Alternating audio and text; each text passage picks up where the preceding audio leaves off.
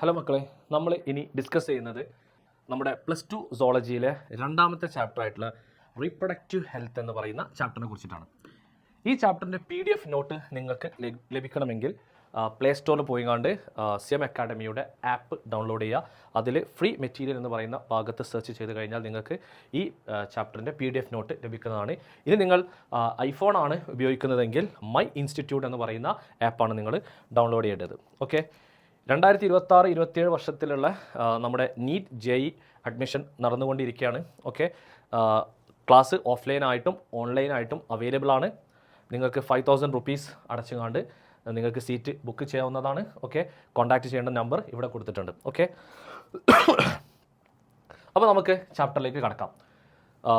Reproductive health. ഇതിൽ നിന്ന് നിങ്ങളോട് ചോദിക്കുന്ന ഒന്നാമത്തെ ഒരു question, what is mean by reproductive health എന്ന് പറയുന്ന ഒരു ക്വസ്റ്റ്യൻ ചോദിക്കും. According to world health organization reproductive ഹെൽത്തിന് കൊടുക്കുന്ന ഒരു ഡെഫിനിഷൻ ഉണ്ട്. അങ്ങോട്ടേക്ക് പഠിച്ചു വെച്ചോ. Reproductive health means total wellbeing in all aspects of reproduction, that is physical, emotional, behavioural and social. റീപ്രൊഡക്റ്റീവുമായിട്ട് ബന്ധപ്പെട്ടിട്ട് നമ്മുടെ റീപ്രൊഡക്റ്റീവുമായിട്ട് ബന്ധപ്പെട്ടിട്ടുള്ള എല്ലാ ആസ്പെക്ട്സിലുമുള്ള ടോട്ടൽ വെൽബീയിങ്ങിനെയാണ് നമ്മൾ എന്ത് പേര് വിളിക്കുക? റീപ്രൊഡക്റ്റീവ് ഹെൽത്ത് എന്ന് വിളിക്കാം. ഓക്കെ, ഇനി ഒരു പോയിന്റ് ശ്രദ്ധിക്കുക. ഇന്ത്യൻ ഗവൺമെൻറ്റാണ് ഈ വേൾഡിലുള്ള മറ്റുള്ള രാജ്യങ്ങളുമായിട്ട് കമ്പയർ ചെയ്യുമ്പോൾ നമ്മുടെ ഇന്ത്യൻ ഗവൺമെൻറ്റാണ് ആദ്യമായിട്ട് നാഷണൽ ലെവലിൽ ആക്ഷൻ പ്ലാനുകളും പ്രോഗ്രാമുകളും കൊണ്ടുവന്നത്. എന്തിനാണ് ആക്ഷൻ പ്ലാനുകളും പ്രോഗ്രാമുകളും കൊണ്ടുവന്നത് എന്ന് ചോദിച്ചു കഴിഞ്ഞാൽ, to attain a complete reproductive healthy society. ഇന്ത്യയിലെ എല്ലാ ജനങ്ങൾക്കും ഒരു കംപ്ലീറ്റ് റീപ്രൊഡക്റ്റീവ് ഹെൽത്തി സൊസൈറ്റി ഉണ്ടാവണം എന്നുള്ള ആഗ്രഹപ്രകാരം ഇന്ത്യൻ ഗവൺമെൻറ് നാഷണൽ ലെവലിൽ ആക്ഷൻ പ്ലാനുകളും പ്രോഗ്രാമുകളും കൊണ്ടുവന്നു. ഏതൊക്കെയാണ് ആക്ഷൻ പ്ലാനുകളും പ്രോഗ്രാമുകളും? ഒന്ന് പഠിച്ചു വെച്ചോ. ഒന്നാമത്തതാണ് ഫാമിലി പ്ലാനിംഗ് പ്രോഗ്രാം. 1951 അത് ഇനീഷ്യേറ്റ് ചെയ്തത്. രണ്ടാമത്തതാണ് reproductive and child health care programme എന്ന് പറയും. ഓക്കെ, ഇനി നമുക്ക് അടുത്തത് ഇതിൽ പഠിക്കാനുള്ളത് എന്താണ് ആംനിയോസിന്തസിസ് എന്നുള്ളതാണ്. It is A pre natal sex determination test based on the chromosomal pattern of the fetal cell present in the amniotic fluid ആണ്. അതായത് ഒരു കുട്ടി ജനിക്കുന്നതിന് മുന്നേ തന്നെ ആ കുട്ടിയുടെ സെക്സ് ഡിറ്റർമൈൻ ചെയ്യുക. എങ്ങനെയാണ് ആ കുട്ടിയുടെ സെക്സ് ഡിറ്റർമൈൻ ചെയ്യുക എന്ന് ചോദിച്ചു കഴിഞ്ഞാൽ, ഈ കുട്ടി വളരുന്ന ആംനിയോട്ടിക് ഫ്ലൂയിഡിൽ നിന്നും ഫീറ്റൽ സെല്ലുകളെ പുറത്തേക്ക് എടുത്തുകൊണ്ട് ആ സെല്ലിലെ ക്രോമസോം പാറ്റേൺ നമ്മൾ സ്റ്റഡി ചെയ്യാം. അങ്ങനെ ക്രോമസോം പാറ്റേൺ സ്റ്റഡി ചെയ്തിട്ട് 23ാമത്തെ ക്രോമസോമിലേക്ക് നിങ്ങൾ നോക്കിക്കഴിഞ്ഞാൽ XY ആണെങ്കിൽ ഈ ഫീറ്റസ് ആൺകുട്ടിയാണ് എന്ന് നമുക്ക് മനസ്സിലാവും. ഇനി XX ആണെങ്കിൽ ഈ ഫീറ്റസ് പെൺകുട്ടിയാണ് എന്ന് നമുക്ക് മനസ്സിലാക്കാൻ വേണ്ടി പറ്റും. ഇനി ഈ ക്രോമസോമൽ പാറ്റേൺ സ്റ്റഡി ചെയ്യുന്നതോടുകൂടെ ആ കുട്ടിക്ക് എന്തെങ്കിലും തരത്തിലുള്ള ജെനറ്റിക് ഡിസോർഡറുകൾ ഉണ്ടോ എന്നൊക്കെ നമുക്ക് മനസ്സിലാക്കാൻ വേണ്ടി പറ്റും. ഫോർ എക്സാമ്പിൾ പറയുകയാണെങ്കിൽ 21ാമത്തെ ക്രോമസോം എല്ലാവർക്കും 2 ഉണ്ടാവുക. 21ാമത്തെ ക്രോമസോം 3 വന്നു കഴിഞ്ഞാൽ നമുക്കത് പറയാം ആ കുട്ടിക്ക് എന്താണ് ഡൗൺ സിൻഡ്രോം ആണ് എന്നൊക്കെ നമുക്ക് മനസ്സിലാക്കാൻ വേണ്ടി പറ്റും. ഓക്കെ, അപ്പം എന്തൊക്കെയാണ് ഈ ഒരു ആംനിയോസിന്തസിസിന്റെ യൂസ് എന്ന് ചോദിച്ചു കഴിഞ്ഞാൽ, to determine sex of the foetus ആണ്. രണ്ടാമത്തെ ഉപയോഗം to detect genetic disorder of the foetus such as Down syndrome ഉണ്ടോ, ഹീമോഫീലിയ ഉണ്ടോ, സിക്കിൾ സെൽ അനീമിയ ഉണ്ടോ, അങ്ങനത്തെ ജനിതക രോഗങ്ങളൊക്കെ ഉണ്ടോ എന്നുള്ളതൊക്കെ നമുക്ക് ആംനിയോസിന്തസിസ് വഴി ഡിറ്റർമൈൻ ചെയ്യാൻ വേണ്ടി പറ്റും എന്നുള്ളതാണ്. ഓക്കെ, ഇനി ഒരു കാര്യം ശ്രദ്ധിക്കുക. അടുത്ത് നമുക്ക് പഠിക്കാനുള്ളത്, നമുക്കറിയാം നമ്മുടെ നാട്ടിൽ ഒരുപാട് പോപ്പുലേഷൻ എക്സ്പ്ലോഷൻ, ജനസംഖ്യ വിസ്ഫോടനമാണ് ഇപ്പോൾ സംഭവിച്ചുകൊണ്ടിരിക്കുന്നത്. നമ്മുടെ പോപ്പുലേഷൻ ഗ്രോത്ത് റേറ്റ് എത്രയെന്ന് എക്സാമിന് ചോദിച്ചു കഴിഞ്ഞാൽ <2% ആണ് നമ്മുടെ പോപ്പുലേഷൻ ഗ്രോത്ത് റേറ്റ്. ഓക്കെ, എന്തുകൊണ്ടാണ് നമ്മുടെ നാട്ടിൽ പോപ്പുലേഷൻ എക്സ്പ്ലോഷൻ സംഭവിക്കുന്നത്, ജനസംഖ്യ ഇങ്ങനെ കൂടാനുള്ള കാരണം എന്താണ് എന്ന് ചിലപ്പോൾ 2 മാർക്കിന് ചോദിക്കും. അപ്പോൾ ഈസി പോയിന്റുകളാണ്. ഒന്നാമത്തെ കാരണം rapid decline in the death rate ആണ്. ഡെത്ത് റേറ്റ് ഗണ്യമായിട്ട് കുറയാണ്, കാരണം ഹെൽത്ത് ഫെസിലിറ്റീസ് ഒക്കെ കൂടി. രണ്ടാമത്തത് decline in maternal mortality rate, മദറിൻ്റെ മരണനിരക്ക് കുറയുന്നതാണ് വേറൊരു കാരണം.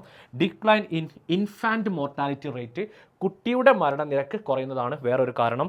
Increase in number of people in reproducible age, വിവാഹപ്രായമെത്തിയ കുട്ടികളുടെ നമ്പർ, വിവാഹപ്രായമെത്തിയ ആൾക്കാരുടെ നമ്പർ കൂടി. ഈ കാരണങ്ങൾ കൊണ്ടൊക്കെയാണ് നമ്മുടെ നാട്ടിൽ എന്ത് സംഭവിക്കുന്നത്, പോപ്പുലേഷൻ എക്സ്പ്ലോഷൻ സംഭവിക്കുന്നത്. ഇനി എങ്ങനെയൊക്കെയാണ് ഈ പോപ്പുലേഷൻ എക്സ്പ്ലോഷൻ നമുക്ക് കൺട്രോൾ ചെയ്യാൻ വേണ്ടി പറ്റുക എന്നുള്ളതാണ്. ഓക്കെ, ഒന്നാമത്തെ രീതി statutory raising of marriageable age of female in to 18 years and that of male in to 21 years. അതായത് നിയമം മൂലം നമ്മൾ വിവാഹപ്രായം ഉയർത്തുക. ആൺകുട്ടികളേത് 21 ഇയേഴ്സ് ആയിട്ടും പെൺകുട്ടികൾക്ക് 18 വയസ്സായിട്ടും വിവാഹപ്രായം ഉയർത്തുക. രണ്ടാമത്തത് show advertisement in social audio visual media of happy couple with 2 children carrying slogan ഹം ദോ ഹമാരേ ദോ.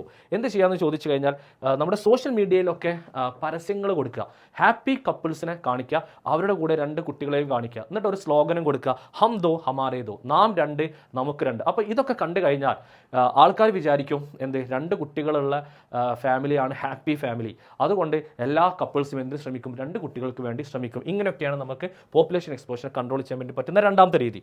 മൂന്നാമത്തെ രീതി എന്താണ്? Provide information about contraceptive method. നമ്മുടെ നാട്ടിൽ അവൈലബിൾ ആയിട്ടുള്ള ഗർഭനിരോധന മാർഗ്ഗങ്ങളെ കുറിച്ചിട്ടുള്ള ഇൻഫർമേഷൻ ജനങ്ങൾക്ക് പറഞ്ഞു കൊടുക്കുക എന്നുള്ളതാണ്. ഓക്കെ, ഇനി അടുത്തത് പഠിക്കാൻ വേണ്ടി പോണത് ഐഡിയൽ ഫീച്ചേഴ്സ് ഓഫ് കോൺട്രസെപ്റ്റീവ് മെത്തേഡുകളാണ്. നമ്മുടെ നാട്ടിൽ അവൈലബിൾ ആയിട്ടുള്ള കോൺട്രസെപ്റ്റീവ് മെത്തേഡുകൾക്ക് ഉണ്ടായിരിക്കേണ്ട ഐഡിയൽ ഫീച്ചേഴ്സുകൾ എന്തൊക്കെയാണെന്നുള്ളതാണ്. ഒരു കോൺട്രസെപ്റ്റീവ് മെത്തേഡിൻ്റെ ബെസ്റ്റ് എക്സാമ്പിളാണ് കോണ്ടംസ് എന്ന് ആലോചിച്ചാൽ മതി. ഒരു കോണ്ടത്തിന് ഉണ്ടായിരിക്കേണ്ട ഐഡിയൽ ഫീച്ചേഴ്സ് എന്തൊക്കെയാണെന്നത് ഒന്ന് ഓർത്ത് വെച്ചോ. യൂസർ ഫ്രണ്ട്ലി ആയിരിക്കണം, ഈസിലി അവൈലബിൾ ആയിരിക്കണം, ഇഫക്റ്റീവ് ആയിരിക്കണം, റിവേഴ്സിബിൾ ആയിരിക്കണം. എന്താ റിവേഴ്സിബിൾ എന്ന് പറഞ്ഞു കഴിഞ്ഞാൽ? റിവേഴ്സിബിൾ എന്ന് പറഞ്ഞു കഴിഞ്ഞാൽ കോൺട്രസെപ്റ്റീവുകൾ ഉപയോഗിച്ചിട്ട് സെക്ഷൽ ഇന്റർകോഴ്സിൽ ഏർപ്പെടുകയാണെങ്കിൽ ആ പെൺകുട്ടി പ്രഗ്നന്റ് ആവരുത്. അതിന്റെ ഉപയോഗം ഡിസ്കണ്ടിന്യൂ ചെയ്ത് കഴിഞ്ഞാൽ ആ പെൺകുട്ടി പ്രഗ്നന്റ് ആവുകയും വേണം. ഇതിനെ നമ്മൾ റിവേഴ്സിബിൾ എന്ന് വിളിക്കാം. ഓക്കെ, ഇനി ഇത് ഉപയോഗിച്ച് കഴിഞ്ഞാൽ സൈഡ് ഇഫക്റ്റുകളൊന്നും ഉണ്ടാവരുത്. ഇനി it should not interfere with the sexual drive, desire or sexual act of the user. ഇത് ഉപയോഗിച്ചിട്ട് സെക്ഷൽ ഇന്റർകോഴ്സിൽ ഏർപ്പെട്ട് കഴിഞ്ഞാൽ ആ സെക്ഷൽ ഇന്റർകോഴ്സിൽ ഏർപ്പെടുന്ന ആൾക്കാരുടെ ലൈംഗിക താല്പര്യത്തിന് ഇത് എന്ത് ചെയ്യരുത്, എഫക്റ്റ് ചെയ്യരുത്. ഇത്രയും ഫീച്ചേഴ്സ് ആണ് ഒരു ഐഡിയൽ കോൺട്രസെപ്റ്റീവ്സിന് ഉണ്ടായിരിക്കേണ്ടത്. ഓക്കെ, പഠിച്ചു വെക്കണം. ഇനി നമ്മുടെ നാട്ടിൽ അവൈലബിൾ ആയിട്ടുള്ള കോൺട്രസെപ്റ്റീവ് മെത്തേഡ്സുകളാണ് നാച്ചുറൽ മെത്തേഡ് ഉണ്ട്, ബാരിയർ മെത്തേഡ്സ് ഉണ്ട്, IUDs ഉണ്ട്, ഓറൽ ഉണ്ട്, ഇഞ്ചക്ഷൻ ഉണ്ട്, ഇംപ്ലാന്റ്സുകൾ ഉണ്ട്, സർജിക്കൽ മെത്തേഡുകളുണ്ട്. ഓരോന്നിനെയും കുറിച്ചിട്ട് ഞാൻ 1 by 1 ആയിട്ട് പറയാൻ വേണ്ടി പോവാണ്. അതിൽ ഒന്നാമത്തെ മെത്തേഡാണ് നാച്ചുറൽ അല്ലെങ്കിൽ ട്രഡീഷണൽ മെത്തേഡ് എന്ന് പറയും. എന്താണ് ഈ നാച്ചുറൽ മെത്തേഡ് എന്ന് ചോദിച്ചു കഴിഞ്ഞാൽ, ഈ നാച്ചുറൽ മെത്തേഡ് എന്ന് പറഞ്ഞാൽ പരമ്പരാഗതമായിട്ട് നമ്മൾ പിന്തുടർന്ന് പോകുന്ന മെത്തേഡാണ്. ഈ ഒരു മെത്തേഡിൽ നമ്മൾ ഒരു തരത്തിലുള്ള ഇൻസ്ട്രുമെന്റ്സുകളോ എക്യുപ്മെന്റ്സുകളോ ഒന്നും ഉപയോഗിക്കുന്നില്ല. നമ്മൾ എന്ത് ചെയ്യുന്നു എന്നറിയോ? ചില ടെക്നിക്കുകൾ ഉപയോഗിച്ചിട്ട് ഈ സ്പേമും എഗ്ഗും തമ്മിലുള്ള മീറ്റിങ്ങിനെ നമ്മൾ എന്ത് ചെയ്യാണ്, അവോയ്ഡ് ചെയ്യാണ്. ഏത് ചെയ്യുക? നാച്ചുറൽ മെത്തേഡിൽ ചെയ്യുക. ഇതിൽ 3 മെത്തേഡുകളുണ്ട്. ഒന്നാമത്തെ മെത്തേഡാണ് പീരിയോഡിക് ആബ്സ്റ്റിനൻസ് എന്ന് പറയും. എന്താണ് പീരിയോഡിക് ആബ്സ്റ്റിനൻസ് എന്ന് ശ്രദ്ധിച്ചോ. അതായത് ഒരു മെൻസ്ട്രൽ സൈക്കിളിൽ ഒരു പെൺകുട്ടി പ്രഗ്നൻ്റ് ആകാൻ ഏറ്റവും സാധ്യതയുള്ള ദിവസം എന്ന് പറഞ്ഞാൽ 10 to 17 days ഓഫ് മെൻസ്ട്രൽ സൈക്കിളാണ്. ഓക്കെ, ആ പീരീഡിനെ നമ്മൾ എന്ത് പറയും? ഫെർട്ടൈൽ പീരീഡ് എന്ന് പറയും. അപ്പോൾ ഈ ഒരു മെത്തേഡിൽ നമ്മൾ എന്ത് ചെയ്യുന്നറിയോ? ആ ഫെർട്ടൈൽ പീരീഡിൽ ആ 10 മുതൽ 17 ദിവസമുള്ള ആ 7 ദിവസമുണ്ടല്ലോ, ആ ഫെർട്ടൈൽ പീരീഡ് നമ്മൾ സെക്ഷൽ ഇന്റർകോഴ്സിൽ നിന്നും വേറിട്ട് നിൽക്കും. ബാക്കിയുള്ള ദിവസങ്ങളിൽ നോർമൽ സെക്ഷൽ ഇന്റർകോഴ്സ് നടത്തും. ഇതിനെയാണ് നമ്മൾ എന്ത് പേര് വിളിക്കുക? പീരിയോഡിക് ആബ്സ്റ്റിനൻസ് എന്ന് വിളിക്കുക. ഇനി രണ്ടാമത്തെ മെത്തേഡാണ് കോയിറ്റസ് ഇന്ററപ്റ്റസ് എന്ന് പറയുന്ന മെത്തേഡ്. ഈ ഒരു മെത്തേഡിൽ മെയിൽ എന്ത് ചെയ്യുന്നറിയോ? Withdraw his penis from vagina just before ejaculation to avoid insemination. Normal sexual intercourse നടത്തിക്കൊണ്ടിരിക്കുന്ന സമയത്ത് പിന്നെ സ്പേം, അതായത് സെമനെ റിലീസ് ചെയ്യാനുള്ള സമയമായി കഴിഞ്ഞാൽ മെയിൽ എന്ത് ചെയ്യുന്നു? വെജൈനയിൽ നിന്നും പെനിസിനെ വിഡ്രോ ചെയ്യുന്നു. അങ്ങനെ ഫീമെയിൽ വെജൈനൻ്റെ ഉള്ളിൽ ഇൻസെമിനേറ്റ് ചെയ്യൂല. ഈ ഒരു മെത്തേഡിനെയാണ് നമ്മൾ കോയിറ്റസ് ഇന്ററപ്റ്റസ് എന്ന് വിളിക്കും, അല്ലെങ്കിൽ വിഡ്രോവൽ എന്നും കൂടെ ഈ ഒരു മെത്തേഡിനെ പറയാറുണ്ട്. വിഡ്രോവൽ മെത്തേഡ് എന്നും കൂടെ പറയാറുണ്ട്. മൂന്നാമത്തെ മെത്തേഡാണ് ലക്ടേഷണൽ അമ്നോറിയ എന്ന് പറയും. ഒരു പെൺകുട്ടി, ഒരു ഫീമെയിൽ ഡെലിവറി നടത്തിയതിന് ശേഷം ആദ്യത്തെ 6 മന്തിലുണ്ടല്ലോ, ഡെലിവറി നടത്തിയതിന് ശേഷം ആദ്യത്തെ 6 മന്തിൽ ആ ഫീമെയിൽ ബോഡിയിൽ മെൻസ്ട്രൽ സൈക്കിൾ ഉണ്ടാവില്ല, അതേപോലെ തന്നെ ഓവുലേഷനും ഉണ്ടാവില്ല. അപ്പോൾ ഈ സമയത്താണ് നമ്മൾ സെക്ഷൽ ഇന്റർകോഴ്സ് നടത്തുന്നതെങ്കിൽ ആ ഫീമെയിൽ എന്താവില്ല? പ്രഗ്നൻ്റ് ആവില്ല. ഈ ഒരു മെത്തേഡിനെയാണ് നമ്മൾ എന്ത് പേര് വിളിക്കുക? ലക്ടേഷണൽ അമ്നോറിയ എന്ന് വിളിക്കുക. ഈ ഒരു മെത്തേഡ് ഉണ്ടല്ലോ, ഡെലിവറിക്ക് ശേഷം ആദ്യത്തെ 6th മന്ത് വരെ ഈ ഒരു മെത്തേഡ് ഇഫക്റ്റീവ് ആവുള്ളൂ. അപ്പോൾ ഈ 3 മെത്തേഡിൽ നമ്മൾ ഒരു തരത്തിലുള്ള ഇൻസ്ട്രുമെന്റ്സുകളോ എക്യുപ്മെന്റ്സുകളോ ഉപയോഗിക്കുന്നില്ല. അതുകൊണ്ടാണ് ഈ മെത്തേഡിനെ നമ്മൾ എന്ത് പേര് വിളിക്കാനുള്ള കാരണം? നാച്ചുറൽ മെത്തേഡ് അല്ലെങ്കിൽ ട്രഡീഷണൽ മെത്തേഡ് എന്ന് പറയും. രണ്ടാമത്തെ മെത്തേഡാണ് ബാരിയർ മെത്തേഡ് എന്ന് പറയും. ഈ ബാരിയർ മെത്തേഡ് ഈ സ്പേമും എഗ്ഗും തമ്മിലുള്ള മീറ്റിങ്ങിനെ നമ്മൾ ഒരു ബാരിയർ വെച്ച് കാണുന്ന എന്ത് ചെയ്യാണ്? തടയാണ് ചെയ്യുക. Okay, so physical meeting of sperm with ovum is prevented by barriers ആണ്. ഓക്കെ, ബാരിയർ മെത്തേഡിൽ നമ്മൾ ഉപയോഗിക്കുന്ന ആളാണ് condoms, cervical caps, diaphragm and vault. ഈ കോണ്ടം എന്ന് പറയുന്ന സാധനം മെയിലിനും അവൈലബിൾ ആണ്, ഫീമെയിലിനും അവൈലബിൾ ആണ്. സെർവിക്കൽ ക്യാപ്സും ഡയഫ്രം വോൾട്ടും ഒക്കെ it is only available for female ആണ്. ഓക്കെ അല്ലേ? സോ ഇതാണ് ബാരിയർ മെത്തേഡിൽ പഠിക്കാനുള്ളത്. ഇനി ഒരു പോപ്പുലർ കോണ്ടത്തിൻ്റെ ബ്രാൻഡിൻ്റെ നെയിം നിങ്ങൾ പഠിച്ചു വെക്കണം. നിരോധ് എന്ന് പറയുന്ന ബ്രാൻഡിൻ്റെ പേരൊന്ന് പഠിച്ചു വെച്ചോ. ഓക്കെ, ഇത് ഞാൻ അടുത്തത് പറയാൻ വേണ്ടി പോകുന്നത് IUDs ആണ്. IUDs. ഓക്കെ, IUDൻ്റെ ഫുൾ നെയിം പഠിച്ചു വെച്ചോ. ഇൻട്രാ യൂട്രൈൻ ഡിവൈസസ് എന്നാണ് വിളിക്കുക. ഓക്കെ, എന്താണ് ഈ IUDs എന്ന് ചോദിച്ചു കഴിഞ്ഞാൽ, ഇത് നമ്മുടെ യൂട്രസിൻ്റെ ഉള്ളിലേക്ക് ഒരു ഡോക്ടറുടെ സഹായത്തോടെ അല്ലെങ്കിൽ ഒരു നഴ്സിൻ്റെ സഹായത്തോടെ യൂട്രസിൻ്റെ ഉള്ളിലേക്ക് ഇംപ്ലാന്റ് ചെയ്ത് വെക്കുന്ന സ്ട്രക്ചേഴ്സിനെയാണ് നമ്മൾ എന്ത് പേര് വിളിക്കുക? IUDs എന്ന് വിളിക്കുക. ഇന്ത്യൻ ഫീമെയിൽസിൻ്റെ ഇടയിലൊക്കെ അവർക്കൊക്കെ ഏറ്റവും കംഫർട്ടബിൾ ആയിട്ടുള്ള ഒരു കോൺട്രസെപ്റ്റീവ് മെത്തേഡാണ് IUDs എന്ന് പറയുന്ന മെത്തേഡ്. ഓക്കെ അല്ലേ? 3 ടൈപ്പിലുള്ള IUDsകളുണ്ട്. ഒന്നാമത്തതാണ് നോൺ മെഡിക്കേറ്റഡ് IUDs എന്ന് പറയും. ഈ നോൺ മെഡിക്കേറ്റഡ് IUDs യൂട്രസിന് ഉള്ളിലേക്ക് നമ്മൾ വെച്ച് കഴിഞ്ഞാൽ എന്ത് സംഭവിക്കുന്ന അറിയോ? ഇവർ ഫാഗോസൈറ്റിക് സെല്ലുകൾ ആക്ടിവേറ്റ് ആക്കും. അങ്ങനെ മെയിൽ റിലീസ് ചെയ്യുന്ന എല്ലാ സ്പേമിനെയും ഫാഗോസൈറ്റോസിസ് ചെയ്ത് നശിപ്പിക്കും. അതാണ് ആര്? Non medicated IUDs. It increases phagocytosis of sperm ആണ്. നോൺ മെഡിക്കേറ്റഡ് IUDsന്റെ എക്സാമ്പിൾ പഠിച്ചു വെച്ചോ, ലിപ്പസ് ലൂപ്പാണ്. ഇനി അടുത്തത് പറയാനുള്ളത് കോപ്പർ റിലീസിങ് IUDs ആണ്. ഈ കോപ്പർ റിലീസിങ് IUDsന് എക്സാമ്പിൾ ആണ് copper T, copper 7, multi load 375. ഇതൊരു കോപ്പർ റിലീസിങ് IUD ആണ്. യൂട്രസിൻ്റെ ഉള്ളിലേക്ക് വെച്ച് കഴിഞ്ഞാൽ ഇതിൽ നിന്ന് കോപ്പർ അയോണുകൾ റിലീസ് ചെയ്യും. ഈ കോപ്പർ അയോൺ എങ്ങനെയാണ് പ്രഗ്നൻസിയിൽ നിന്ന് പ്രൊട്ടക്ഷൻ തരിക എന്ന് ശ്രദ്ധിച്ചോ. It suppress the sperm motility. സ്പേമിൻ്റെ മോട്ടിലിറ്റിനെ സപ്രസ് ചെയ്യും. And fertile capacity of sperm. സ്പേമിൻ്റെ ഫെർട്ടിലിറ്റി കപ്പാസിറ്റിനെ എന്ത് ചെയ്യും?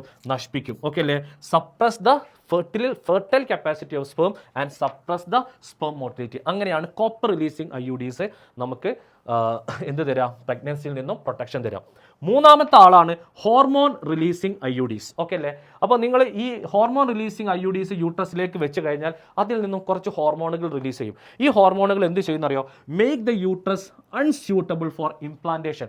ഇംപ്ലാന്റേഷൻ നടക്കുന്നതെന്നും യൂട്രസിനെ അൺസ്യൂട്ടബിൾ ആക്കും. അതേപോലെ make cervix hostile to sperm. അതിൻ്റെ അർത്ഥം എന്താണെന്ന് ചോദിച്ചു കഴിഞ്ഞാൽ, ഇവിടെ ഇതാണ് സർവിക്കൽ കനാൽ. ഈ സർവിക്കൽ കനാലിൻ്റെ മ്യൂക്കസിൻ്റെ കട്ടി കൂട്ടും. ഈ സർവിക്കൽ കനാലിൻ്റെ മ്യൂക്കസിനെ കട്ടി കൂട്ടി കഴിഞ്ഞാൽ മെയിൽ സ്പേം റിലീസ് ചെയ്ത് കഴിഞ്ഞാൽ ആ സ്പേമിന് ഉള്ളിലേക്ക് കയറി പോകാൻ വേണ്ടി പറ്റൂല. അതിനെയാണ് നമ്മൾ എന്ത് പേര് വിളിക്കുക? Make cervix hostile to sperm എന്ന് പറയുക. ഇത് ചെയ്യുക ആരാണ്? ഹോർമോൺ റിലീസിങ് IUDs ആണ്. എക്സാമ്പിൾ പഠിച്ചു വെച്ചോ, LNG-20 പ്രൊജസ്റ്റാസേർട്ടുമാണ്. ഇതാണ് 3 ടൈപ്പ് IUDs. ഓക്കെ, ഇനി അടുത്തത് പറയാനുള്ളത് ഓറൽ കോൺട്രസെപ്റ്റീവ്സ് ആണ്, അല്ലെങ്കിൽ പിൽസുകളാണ്. എന്താണ് സംഭവം എന്ന് ചോദിച്ചു കഴിഞ്ഞാൽ, administration of pills containing progestogen or oestrogen progestogen combination ആണ്. അതായത് ഗുളികകളാണ്. വായിലൂടെ നമ്മൾ ഉള്ളിലേക്ക് എടുക്കുന്ന ടാബ്ലറ്റ്സുകളെയാണ് നമ്മൾ എന്ത് പേര് വിളിക്കുക? ഓറൽ കോൺട്രസെപ്റ്റീവ്സ് എന്ന് വിളിക്കുക. ഈ ടാബ്ലറ്റ്സിൽ എന്താണ് ഉണ്ടാവുക എന്ന് ചോദിച്ചു കഴിഞ്ഞാൽ ഹോർമോണുകളാണ് ഉണ്ടാവുക. ഏത് ഹോർമോണുകളാണ് ഉണ്ടാവുക എന്ന് ചോദിച്ചു കഴിഞ്ഞാൽ പ്രൊജസ്ട്രോജൻ എന്ന് പറയുന്ന ഹോർമോണാണ് ഉണ്ടാവുക, അല്ലെങ്കിൽ ഈസ്ട്രോജൻ പ്രൊജസ്ട്രോജൻ ഹോർമോണിൻ്റെ കോമ്പിനേഷൻ ആണ് ഉണ്ടാവുക. ഈ ഹോർമോൺ എങ്ങനെയാണ് പ്രഗ്നൻസിയിൽ നിന്ന് നമുക്ക് പ്രൊട്ടക്ഷൻ തരിക എന്ന് ചോദിച്ചു കഴിഞ്ഞാൽ സപ്രസ് ഓവുലേഷൻ ആൻഡ് ഇംപ്ലാന്റേഷൻ ആണ്. ഇവർ ഓവുലേഷനെ സപ്രസ് ചെയ്യും, അതേപോലെ ഇംപ്ലാന്റേഷനെയും സപ്രസ് ചെയ്യും. അതേപോലെ they alter the quality of cervical mucus and suppress the entry of sperm. ഞാൻ നേരത്തെ പറഞ്ഞു, ഈ സർവിക്കൽ മ്യൂക്കസിൻ്റെ സർവിക്സിലുള്ള മ്യൂക്കസിൻ്റെ ക്വാളിറ്റിനെ അഫക്റ്റ് ചെയ്തുകൊണ്ട് സ്പേമിൻ്റെ എൻട്രിനെ റിട്ടാർഡ് ചെയ്യുക എന്നുള്ളതാണ് ആരുടെ ജോലി? ഈ ഓറൽ കോൺട്രസെപ്റ്റീവ്സിൻ്റെ ജോലി. ഓക്കെ, ഇനി അടുത്തൊരാളാണ് നമ്മുടെ നാട്ടിൽ നമ്മുടെ ഇന്ത്യ ഉണ്ടാക്കിയിട്ടുള്ള ഒരു ഓറൽ കോൺട്രസെപ്റ്റീവ്സ് ആണ് സഹേലി എന്ന് പറയുന്ന ടാബ്ലറ്റ്സ്. യൂഷ്വലി എല്ലാ കോൺട്രസെപ്റ്റീവ്സുകളും നിങ്ങൾ പിന്നെ പിൽസുകളൊക്കെ മെൻസ്ട്രൽ സൈക്കിളിൽ 21 ദിവസം കഴിക്കണം. ഓക്കെ, മെൻസസ് നടക്കുന്ന ആ 7 ദിവസത്തെ ഗ്യാപ്പ് ഒഴിച്ചിട്ട് ബാക്കി 21 ഡേയ്സിൽ നിങ്ങൾ ഓറൽ പിൽസുകൾ എടുക്കണം. ഒക്കെ നിങ്ങൾ ഉള്ളിലേക്ക് എടുക്കണം. പക്ഷേ സഹേലി എന്ന് പറയുന്ന ഓറൽ കോൺട്രസെപ്റ്റീവ്സിൻ്റെ ഒരു മെച്ചം എന്താണെന്ന് ചോദിച്ചു കഴിഞ്ഞാൽ, ഇതൊരു നോൺ സ്റ്റിറോയിഡൽ പ്രിപ്പറേഷൻ ആണ്. സ്റ്റിറോയിഡുകൾ ഇല്ലാത്ത ഒരു മരുന്നാണ്. വൺസ് ഇൻ എ വീക്ക് പിൽ, ആഴ്ചയിൽ ഒറ്റൊന്ന് എടുത്താൽ മതി. വെരി ഫ്യൂ സൈഡ് ഇഫക്റ്റ് ആണ്. ഹൈ കോൺട്രസെപ്റ്റീവ് വാല്യൂ ആണ്. ഈ 4 പോയിന്റുകൾ അങ്ങോട്ടേക്ക് പഠിച്ചു വെച്ചോ. ഈ സഹേലി എന്ന് പറയുന്ന മെഡിസിനെ ഡെവലപ്പ് ചെയ്തത് നമ്മുടെ സെൻട്രൽ ഡ്രഗ് റിസർച്ച് ഇൻസ്റ്റിറ്റ്യൂട്ട് ആണ്. ഓക്കെ, ലക്നൌവിലുള്ള CDRI എന്ന് പറയുന്ന ഇൻസ്റ്റിറ്റ്യൂട്ടിലാണ് നമ്മൾ സഹേലി എന്ന് പറയുന്ന ഓറൽ കോൺട്രസെപ്റ്റീവ്സിനെ ഡെവലപ്പ് ചെയ്തത്. ഓക്കെ, ഇനി അടുത്തത് പഠിക്കാനുള്ളത് ഇൻജെക്റ്റബിൾ ആൻഡ് ഇംപ്ലാന്റ്സ് ആണ്. നമ്മൾ ഇത് എടുക്കുക, സ്കിന്നിൻ്റെ അടിയിലാണ് നമ്മൾ ഈ ഇഞ്ചക്ഷനും ഇംപ്ലാന്റ്സും ഒക്കെ എടുക്കുക. അപ്പോൾ ഇത് ഇഞ്ചക്ഷൻ എന്താണെന്ന് ചോദിച്ചു കഴിഞ്ഞാൽ നേരത്തെ പറഞ്ഞ പിന്നെ ഈസ്ട്രോജൻ പ്രൊജസ്ട്രോജൻ്റെ കോമ്പിനേഷൻ ഇല്ലേ, അതിൻ്റെ ഇഞ്ചക്ഷനാണ്. ഓക്കെ, ഇതാണ് നമ്മുടെ ഇംപ്ലാന്റ്സ് എന്ന് പറയുന്ന ആൾ. ഓക്കെ അല്ലേ? അപ്പോൾ ഇതിൻ്റെ മെക്കാനിസം ഓഫ് ആക്ഷൻ എങ്ങനെയെന്ന് ചോദിച്ചു കഴിഞ്ഞാൽ ഞാൻ നേരത്തെ ഓറൽ കോൺട്രസെപ്റ്റീവ്സ് എങ്ങനെയാണോ വർക്ക് ചെയ്യുക എന്ന് പറഞ്ഞു അതേപോലെ തന്നെയാണ് ഇഞ്ചക്ഷനും ഇംപ്ലാന്റ്സുകളും വർക്ക് ചെയ്യുക. Okay, pills effective period are much longer ആണ്. നമ്മുടെ ഈ ഇംപ്ലാന്റ്സിൻ്റെ ഇഫക്റ്റീവ് പീരീഡുകൾ എന്താണ്, കുറച്ച് ലോങ്ങർ ആണ് എന്നുള്ളതാണ് ഇതിൽ ശ്രദ്ധിക്കേണ്ട ഒരു പോയിന്റ്. ഓക്കെ അല്ലേ? അപ്പോൾ ഇഞ്ചക്റ്റബിളിലും ഇംപ്ലാന്റ്സിലും ആരാണ് ഉണ്ടാവുക? നമ്മുടെ പിൽസിൽ അടങ്ങിയിട്ടുള്ള സെയിം ഹോർമോണുകളാണ് ഈ ഇഞ്ചക്ഷനിലും ഇംപ്ലാന്റ്സിലും ഒക്കെ അടങ്ങിയിട്ടുള്ളത്. ഓക്കെ, ഇനി നമുക്ക് അടുത്തത് പഠിക്കാനുള്ളത് സർജിക്കൽ മെത്തേഡാണ്. ഓക്കെ, ഈ സർജിക്കൽ മെത്തേഡ് എന്ത് ചെയ്യുന്നു എന്ന് ചോദിച്ചു കഴിഞ്ഞാൽ പ്രിവെൻറ്റ് ട്രാൻസ്പോർട്ടേഷൻ ഓഫ് ഗ്യാമീറ്റുകളാണ്. ഗ്യാമീറ്റുകളുടെ ട്രാൻസ്പോർട്ടേഷനെ പ്രിവെൻറ്റ് ചെയ്തുകൊണ്ട് പ്രഗ്നൻസിയിൽ നിന്നും പ്രൊട്ടക്ഷൻ തരുന്നതാണ് സർജിക്കൽ മെത്തേഡുകൾ. ഓക്കെ അല്ലേ? സർജിക്കൽ മെത്തേഡ് 2 ടൈപ്പ് ഉണ്ട്. മെയിലിൽ നടത്തുന്ന സർജിക്കൽ മെത്തേഡിനെ നമ്മൾ വിളിക്കുന്ന പേരാണ് വാസക്ടോമി എന്നാണ് വിളിക്കുക. ഫീമെയിലിലെ സർജിക്കൽ മെത്തേഡിനെ നമ്മൾ എന്ത് പേര് വിളിക്കും? ട്യൂബക്ടോമി എന്ന് വിളിക്കും. അപ്പോൾ എന്താണ് വാസക്ടോമി എന്ന് ചോദിച്ചു കഴിഞ്ഞാൽ it is the sterilisation procedure in മെയിലാണ് കേട്ടോ. സ്റ്റെറിലൈസേഷൻ പ്രൊസീജിയർ ഇൻ മെയിലിൽ നടത്തുന്ന സ്റ്റെറിലൈസേഷൻ പ്രൊസീജിയറാണ്. ഇത് എങ്ങനെയാണ് ചെയ്യുക എന്ന് ചോദിച്ചു കഴിഞ്ഞാൽ okay, a small incision is made in scrotum എന്നാണ്, in scrotum. Okay, small incision is made in scrotum. A small part of the vas deferens is removed or tied up through a small incision made in the scrotum. അവിടെ ഉണ്ട്. Okay അല്ലേ? എങ്ങനെയാണ് ചെയ്യാമെന്ന് ചോദിച്ചു കഴിഞ്ഞാൽ സ്ക്രോട്ടത്തിൽ ചെറിയ ഒരു മുറിവുണ്ടാക്കും. എന്നിട്ട് എന്ത് ചെയ്യുന്ന അറിയാം? ഈ സ്ക്രോട്ടത്തിലൂടെ നമ്മൾ പോയിക്കാണ്ട് ഈ വാസ് ഡിഫറൻസിനെ കട്ട് ചെയ്തുകൊണ്ട് അവിടെ സീൽ ചെയ്ത് വെക്കും. അങ്ങനെ ചെയ്ത് കഴിഞ്ഞാൽ ഇവിടുന്ന് റിലീസ് ചെയ്ത സ്പേമിൻ്റെ ട്രാൻസ്പോർട്ടേഷനെ പ്രിവെൻറ്റ് ചെയ്യും. ഓക്കെ, ഈ ഒരു മെത്തേഡിനെയാണ് നമ്മൾ എന്ത് പേര് വിളിക്കുക? വാസക്ടോമി എന്നാണ് പേര് വിളിക്കുക. ഇനി രണ്ടാമത്തെ പ്രൊസീജിയറാണ് ഏത്? ട്യൂബക്ടോമി എന്ന് പറയുന്ന procedure. Sterilisation procedure in female ആണ്. ഇതെങ്ങനെ ചെയ്യുക എന്ന് ചോദിച്ചു കഴിഞ്ഞാൽ ഓക്കെ, അബ്ഡോമിനിൽ ചെറിയ ഒരു മുറിവുണ്ടാക്കും. ഓക്കെ, അല്ലെങ്കിൽ വെജൈനയിലൂടെ നമ്മൾ എന്ത് ചെയ്യുന്ന അറിയോ? ഈ ഫലോപ്പിയൻ ട്യൂബിനെ കട്ട് ചെയ്തിട്ട് അവിടെ സീൽ ചെയ്ത് വെക്കും. അങ്ങനെ സീൽ ചെയ്ത് വെച്ച് കഴിഞ്ഞാൽ ഇങ്ങോട്ടേക്ക് വരുന്ന ഗ്യാമീറ്റുകളുടെ മൂവ്മെൻറ്റ് നമുക്ക് എന്ത് ചെയ്യാൻ വേണ്ടി പറ്റും? പ്രിവെൻറ്റ് ചെയ്യാൻ വേണ്ടി പറ്റും. Small part of fallopian tube is removed or tied up through a small incision in abdomen or through the vagina. വെജൈനയിലൂടെ അല്ലെങ്കിൽ അബ്ഡോമിനിലൂടെ നമ്മൾ എന്ത് ചെയ്യും? ചെറിയ ഇൻസിഷൻ ഉണ്ടാക്കിയിട്ട് ഫലോപ്പിയൻ ട്യൂബിനെ കട്ട് ചെയ്തിട്ട് ടൈ ചെയ്ത് വെച്ചിട്ട് ഗ്യാമീറ്റുകളുടെ ട്രാൻസ്പോർട്ടേഷൻ പ്രിവെൻറ്റ് ചെയ്തിട്ട് നമുക്ക് പ്രഗ്നൻസി തരുന്ന ഈ മെത്തേഡാണ് ട്യൂബക്ടോമി എന്ന് പറയും. ഓക്കെ, ഈ ഒരു മെത്തേഡിൻ്റെ റിവേഴ്സിബിലിറ്റി എന്ന് പറഞ്ഞാൽ പുവർ ആണ്. ഓക്കെ, റിവേഴ്സിബിലിറ്റി ഈസ് പുവർ ആണ്. ഒരു പ്രാവശ്യം ചെയ്ത് കഴിഞ്ഞാൽ വീണ്ടും ഇതിനെ പഴയ രീതിയിലാക്കി മാറ്റുക എന്നുള്ളത് കുറച്ച് ഡിഫിക്കൽട്ടായിട്ടുള്ള കാര്യമാണ് എന്ന് കൂടെ ഓർത്ത് വെക്കുക. ഓക്കെ, ഇത്രയുമാണ് നമ്മുടെ കോൺട്രസെപ്റ്റീവ് മെത്തേഡുകൾ. ഇനി നമുക്ക് അടുത്തത് പഠിക്കാനുള്ളത് എമർജൻസി കോൺട്രസെപ്റ്റീവ് മെത്തേഡാണ്. എന്താണ് മക്കളെ എമർജൻസി കോൺട്രസെപ്റ്റീവ് മെത്തേഡ് എന്ന് ശ്രദ്ധിച്ചോ?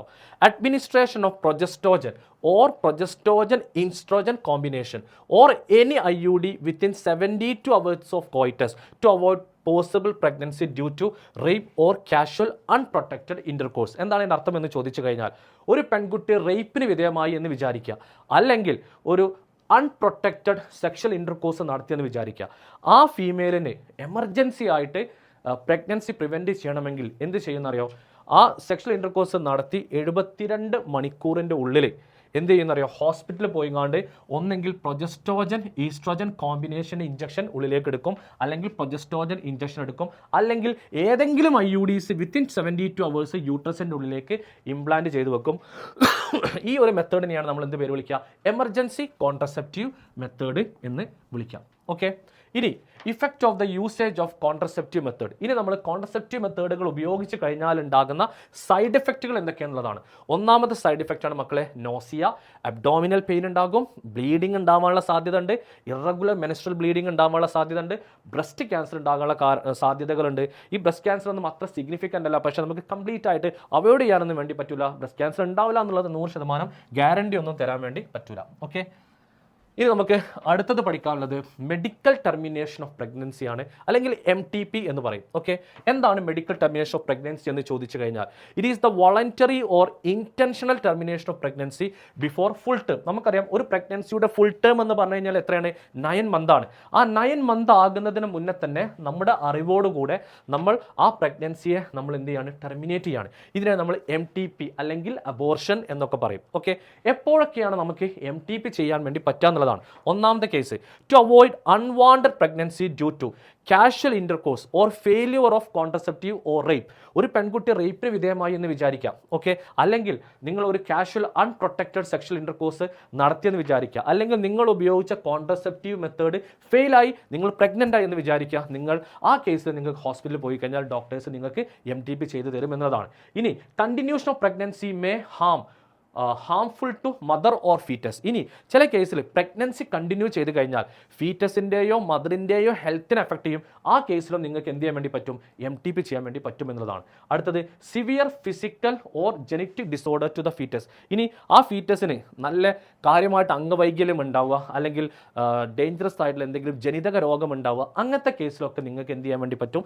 MTP ചെയ്യാൻ ഇന്ത്യയിലെ നിയമം നിങ്ങളെ അനുവദിക്കുന്നുണ്ട് എന്നുള്ളതാണ്. ഇനി MTP ചെയ്യാൻ ഏറ്റവും സേഫ് ആയിട്ടുള്ളത് ഫസ്റ്റ് ട്രൈമസ്റ്ററിലാണ്. ബിഫോർ 3 months ഓഫ് പ്രഗ്നൻസിയാണ് MTP ചെയ്യാൻ ഏറ്റവും സേഫ് ആയിട്ടുള്ള സമയം. ഓക്കെ, ഇനി അടുത്തത് പറയാനുള്ളത് സെക്ഷുവലി ട്രാൻസ്മിറ്റഡ് ഇൻഫെക്ഷൻ അല്ലെങ്കിൽ സെക്ഷുവലി ട്രാൻസ്മിറ്റഡ് ഡിസീസസ്, വേറെ പേര് റീപ്രൊഡക്റ്റീവ് ട്രാക്ട് ഇൻഫെക്ഷൻ അല്ലെങ്കിൽ വെനറൽ ഡിസീസ് എന്നൊക്കെ പറയും. വെനറൽ ഡിസീസ് എന്താണ് ഈ STI എന്ന് ചോദിച്ചു കഴിഞ്ഞാൽ disease or infection which are transmitted through sexual intercourse. Sexual intercourse നടത്തുന്നതിന്റെ ഫലമായിട്ട് ഒരാളിൽ നിന്ന് വേറെ ആളിലേക്ക് പകരുന്ന അസുഖങ്ങളെയാണ് നമ്മൾ എന്ത് പേര് വിളിക്കുക? STD എന്ന് വിളിക്കുക. കുറേ ടൈപ്പ് STDകളുണ്ട്. Gonorrhoea, syphilis, genital herpes, chlamydiasis, genital warts, trichomoniasis, hepatitis B, AIDS എന്ന് പറയുന്ന ഒരുപാട് അസുഖങ്ങളുണ്ട്. ഇതിൽ 3 അസുഖങ്ങൾ, ജനൈറ്റൽ ഹെർപ്പിസ്, അതേപോലെ ഹെപ്പറ്റൈറ്റിസ് ബി, എയ്ഡ്സ്, ഈ 3 അസുഖങ്ങൾ കംപ്ലീറ്റ്ലി ക്യൂറബിൾ അല്ല.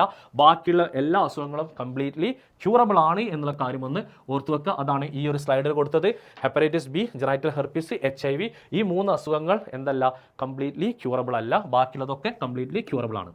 ഇനി എന്തൊക്കെയാണ് STD വന്നു കഴിഞ്ഞാൽ നമ്മുടെ ശരീരത്തിൽ കാണിക്കുന്ന സിംറ്റംസ്? ഓക്കെ, ഇച്ചിങ് ഉണ്ടാകും, ചൊറിച്ചിലുണ്ടായിരിക്കും. ഓക്കെ, നമ്മുടെ ജനൈറ്റൽ ഓർഗൻസിൽ നിന്നും ചെറിയ ഫ്ലൂയിഡ് പുറത്തേക്ക് വരും, ഫ്ലൂയിഡ് ഡിസ്ചാർജ് ഉണ്ടാകും, ചെറിയ സ്ലൈറ്റ് പെയിൻ ഉണ്ടാകും, ആ ഭാഗത്ത് നീർക്കെട്ടുണ്ടാകും, സ്വെല്ലിംഗ് ഉണ്ടാകും ഇൻ ദ ജനൈറ്റൽ റീജിയൻ ആണ്. ഇതാണ് STDയുടെ സിംറ്റംസ്. ഇനി എങ്ങനെയാണ് STD പ്രിവെൻറ്റ് ചെയ്യുക എന്നുള്ളതാണ്.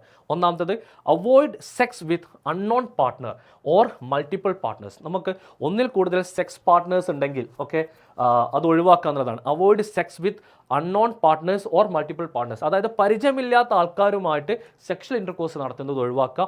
ഒന്നിൽ കൂടുതൽ പാർട്ട്നേഴ്സ് ഉണ്ടെങ്കിൽ അതും ഒഴിവാക്കുക.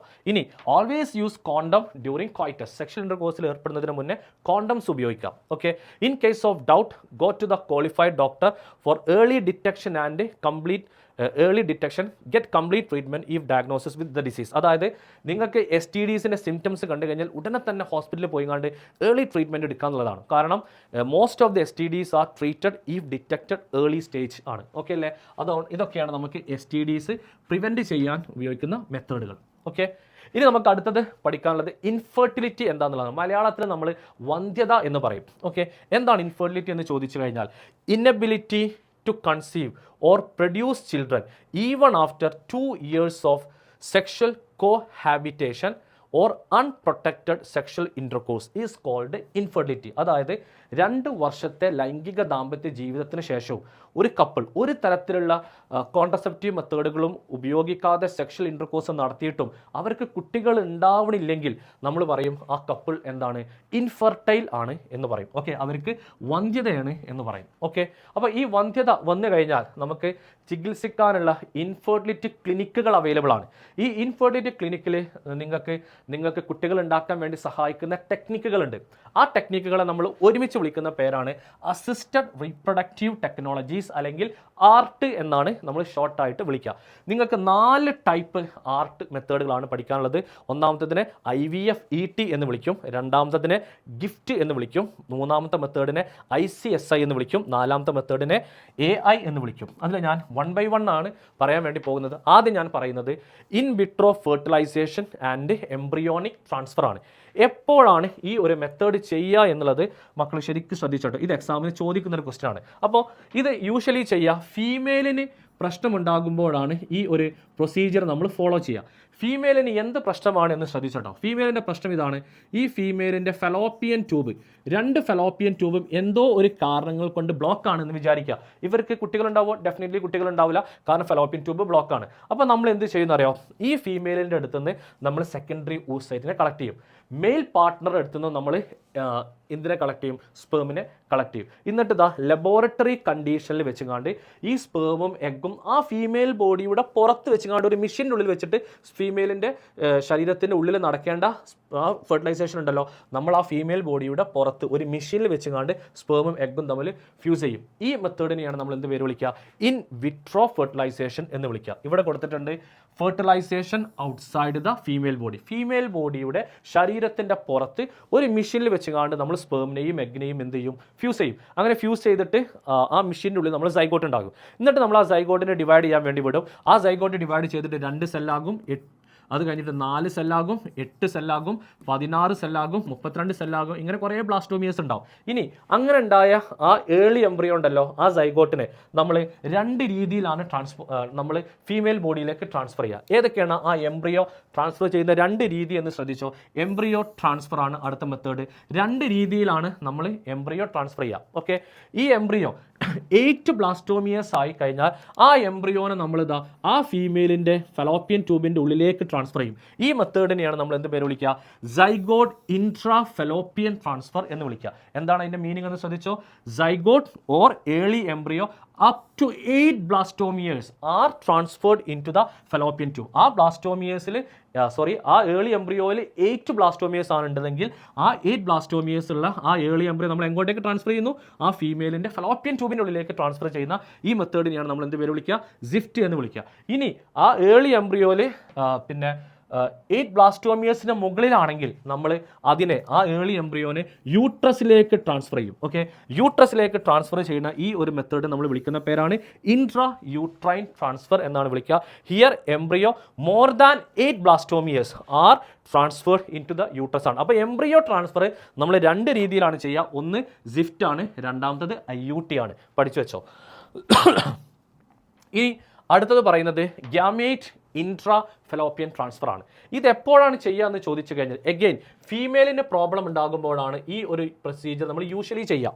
ഫീമെയിലിന് എന്ത് പ്രോബ്ലമാണ് എന്ന് ചോദിച്ചു കഴിഞ്ഞാൽ ഈ ഫീമെയിൽ എഗ്ഗിനെ പ്രൊഡ്യൂസ് ചെയ്യുന്നില്ല. അപ്പോൾ ഇവർക്ക് ഡെഫിനറ്റ്ലി കുട്ടികൾ ഉണ്ടാവില്ല. അപ്പോൾ നമ്മൾ എന്ത് ചെയ്യുന്നറിയോ, പക്ഷേ ഈ ഫീമെയിലെ ഫെലോപ്പിയൻ ട്യൂബിന് പ്രശ്നങ്ങളൊന്നുമില്ല, യൂട്രസിന് പ്രശ്നങ്ങളൊന്നുമില്ല എന്ന് വിചാരിക്കുക. അപ്പോൾ നമ്മൾ എന്ത് ചെയ്യുന്നറിയോ, വേറെ ഒരു ഫീമെയിലിൻ്റെ അടുത്ത് നമ്മൾ സെക്കൻഡറി ഊസൈറ്റ് വാങ്ങും. ഓക്കെ, എന്നിട്ട് നമ്മൾ ആ മെയിൽ പാർട്ട്ണർ അടുത്ത് നിന്ന് എഗ്നെയും കളക്ട് ചെയ്യും.